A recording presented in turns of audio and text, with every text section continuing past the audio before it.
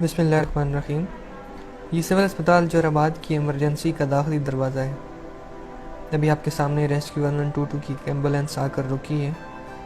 اس ambulance میں سے ایک ریسکیو اہلکار جو غالباً کسی چھوٹے سے بچے کو اپنے بازوؤں پہ اٹھائے پریشانی، گھبراہٹ اور بے چینی کی حالت میں چھوٹے بچوں کے ایمرجنسی بلاک یعنی نرسری کی طرف دوڑ رہا ہے۔ ایک لمحے کے لیے مجھے لگا شاید یہ اس کا اپنا بچہ ہو۔ اسی وقت میں نے اپنی ٹیم کے ایک ممبر کو کنفرم کرنے کا بولا۔ تھوڑی دیر بعد یہ جان کر انتہائی خوشی ہوئی کہ یہ بچہ ہڈالی کے کسی رہائشی کا ہے جسے فوری ایمرجنسی ٹریٹمنٹ کی ضرورت ہے، اور ریسکیو اہلکار محض اپنی ڈیوٹی ایمانداری سے سر انجام دے رہا تھا۔